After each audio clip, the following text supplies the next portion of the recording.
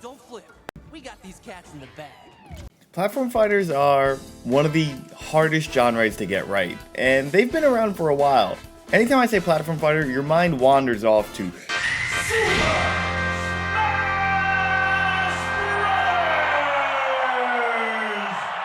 and rightfully so. I mean, Smash Bros. Has been the king of platform fighters since '99, and no one really holds a candle to it.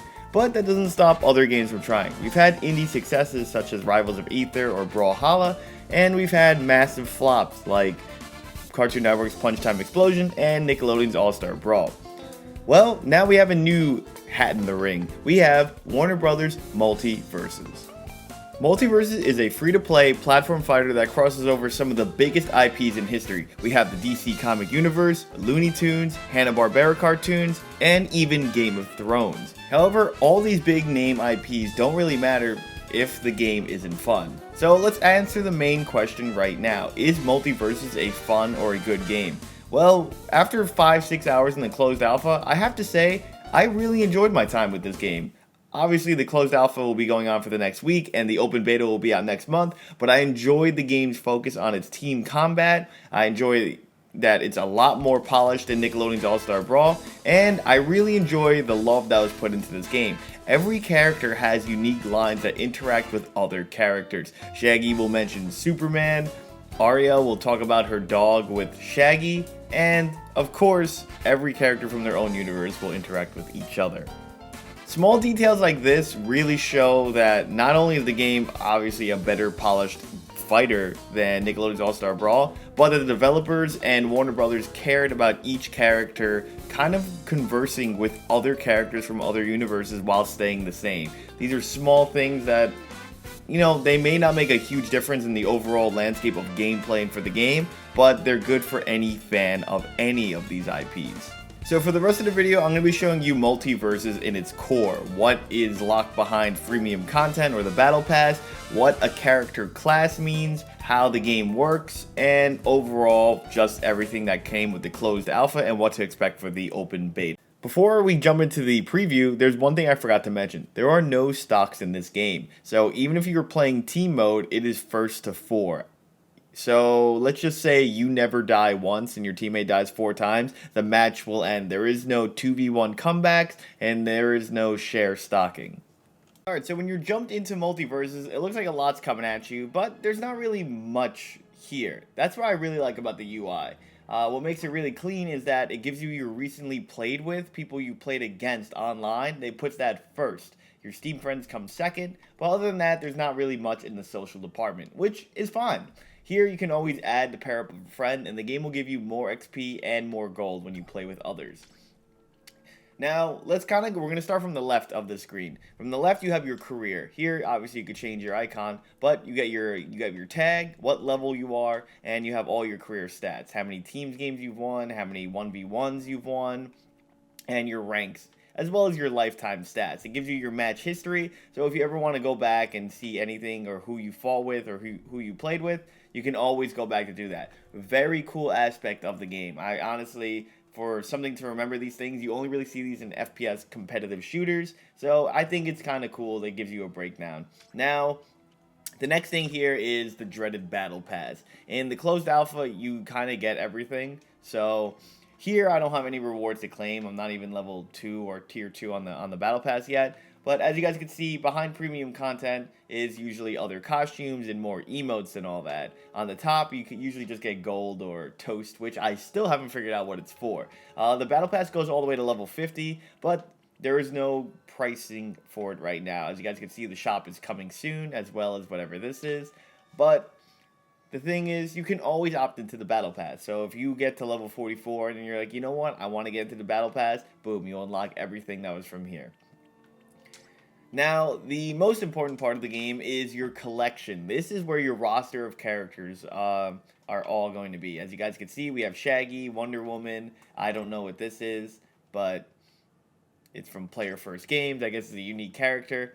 And then we have Jake, etc., etc. A few characters are locked in the closed alpha. I don't know if they're going to be locked in the beta, but it's probably going to be locked in the real game. So you're going to need to get gold. Gold you get by playing the game, so it's not hard to get. Once you get 2,000 gold, you can unlock any character you want that is obviously locked behind. So like if I wanted to get Arya Stark, I would just have to click unlock here, and then I would get that character. If you were if you were wondering, the most important thing here is the number next to each character. That is your level for the character. So this game encourages you to play as every character. As you guys can see, I have Shaggy Rogers at 3, Wonder Woman at 2, Jake's at 2, characters I haven't played are at 1, and then you have Finn at 8. The yellow bar just shows how far along you are on the experience train. So if I click Finn here, you guys can see I'm almost to tier 9. Now, everything here is, what you see, what you get. So, Finn, if he has any other variants, you would switch your costumes here. I believe Tom and Jerry have a pirate variant. You get to the Battle Pass level 35, you'll have an alternate costume. Then you add emotes here. You can have a 2D, this is your regular dancing emote. Of course, I just put it on another one. But if I had any other 2D emote, you guys would see that, and I would just equip them here. Nothing really crazy here. But the most important thing you'll be noticing is these perks.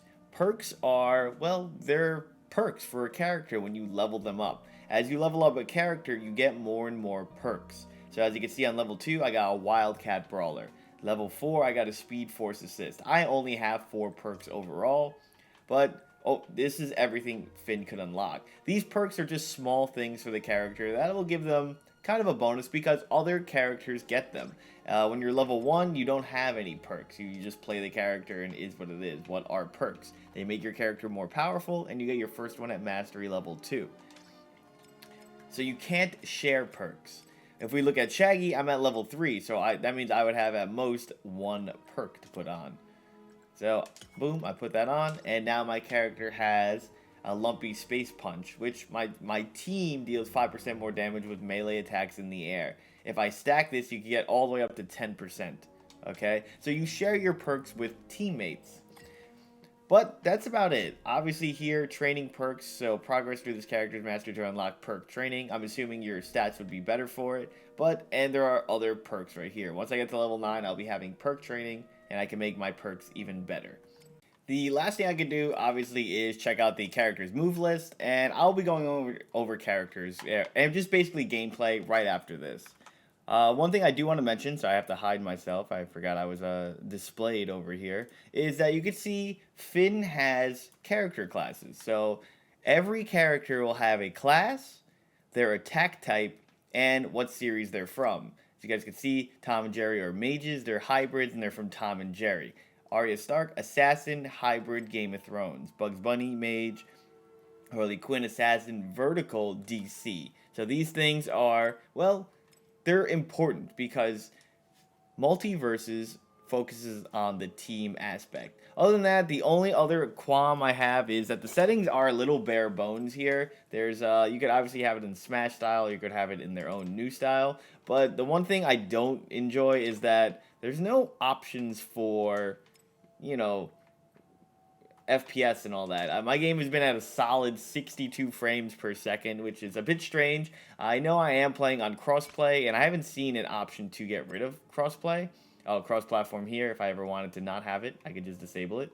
But yeah, it has not been going past 62 frames per second. It's a solid 60 to 62. I don't know if this is to compensate for other consoles and all that, but it's a bit strange considering I have a NVIDIA GeForce 2080 Super.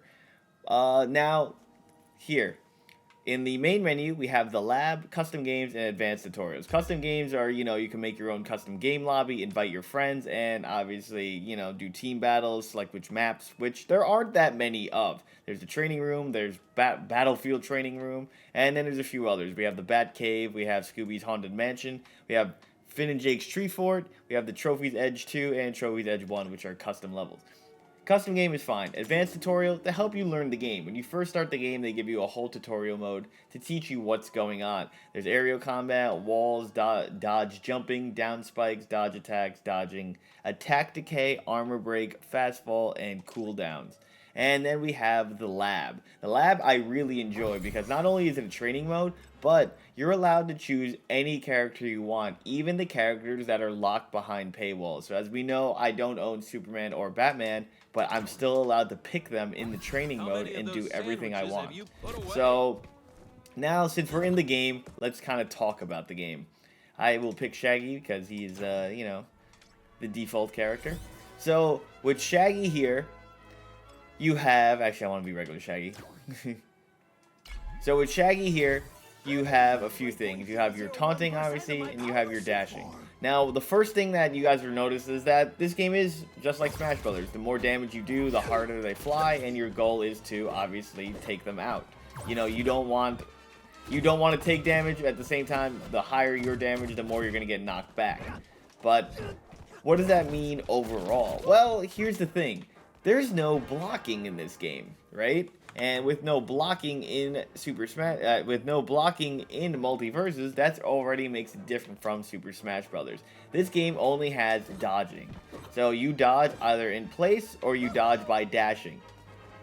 But what's that bar underneath me? As you guys can see, the bar underneath me is something that is your dodge meter. You can always dash, you can always double jump, you can always do this. But you get less iframes the more you spam it. Now I have almost no iframes because, well, I've been spamming dodge. The only way to get it back is to obviously fight back or to you know, well, not do it. Well, with that though, that's how you already can see the game's a bit different. It has an offensive mind or offensive orientated mind. Now, other things about the game besides double jumping, there are only 2 attacks. So there are regular light attacks and there are special attacks. Now, just like Smash Brothers, there's your neutral special, your neutral light, which you can charge to make a smash attack out of. Then there is your up light, which is also your charge, your up special, your down special, your down light, and obviously there's a forward light and there's a forward special. Not much to it. Again, about 8 attacks. Really cool thing is you can mix your dashing with jump. However, it does take part of your iframe. So if you're going to be approaching with it, just remember you won't be able to dodge as much. Now, every character in the air is allowed to do 2 specials. So after you do that, you're not allowed to do it anymore. And you can do infinite light attacks, but you're allowed 2 jumps, 2 specials, and 2 air dashes. After you use all your air dashes, you can't do it anymore. So how is it? How's it fair? Well, every character is the same. No character has a better recovery, and no character can do things more than once. Well, another nice thing is that the game has infinite wall jumping. So every character can wall slide, and they can infinite wall jump. So if you get close to a wall, well, don't worry about it, because you will always be able to get back. Remember, you want to be mixing up your recovery. So let's say I just didn't have enough. I get to the wall, boom, you have infinite recovery. Last but not least, there are no grabs. That's what also makes this game different from Super Smash Brothers. Each character, though, their class means something. Shaggy, well, he's a bruiser hybrid from Scooby-Doo.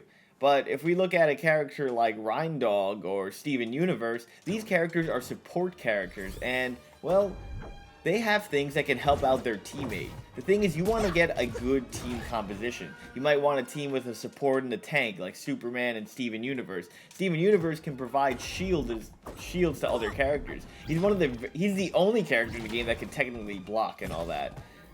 These things he puts out, well, they teach you, like, how to work with your teammate, and that's what makes this game really fun and why it's not cumbersome to play other characters.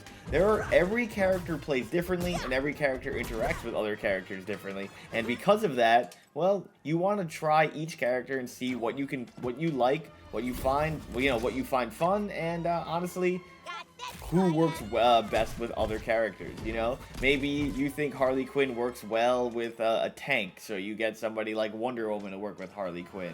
Or you want 2 bruisers so you can be offensive and all that. Because remember, Harley Quinn is a vertical bruiser. Meanwhile, Shaggy, well, he's a hybrid character. Or Finn, he's a horizontal character. That means their attacks are better when you aim them this way. They're specialized to work vertically or horizontally. Other than that, the game, for overall, I would say, again, very fun. The only problem is a few things. One, there's not really too many approach options, so this is really my light attacks, right? So I can combo them into everything. However, the more you use them, well, the game also has, let's just say, call it staling. They call it attack delay. They call it attack decay, but it's basically staling and all that. So they encourage you to use other moves. However, there aren't too many approach moves in this game. And another problem in this game is that, well, there's no disadvantage. Like if Shaggy's at 27 versus 127, the only difference is he's gonna get knocked down just a little bit more. However, it never feels like you're at high damage. It always feels like you're kind of into it, and well, that's kind of a it's an alright thing.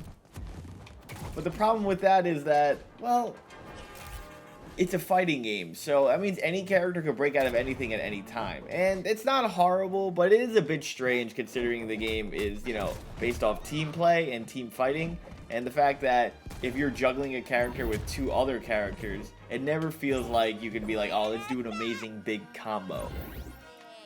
Last but not least, though, stages and music are pretty mediocre. I did leave the worst for last kind of thing. Like, all our choices for stages are okay, but when you kind of just hear it, it's very generic, like theme park music, you know, trumpets, horns, etc. And a lot of the stages are kind of much the same. They're a flat stage, or they're like what's the best way to say it? Every stage is Final Destination, Battlefield, or Smashville. That's kind of it.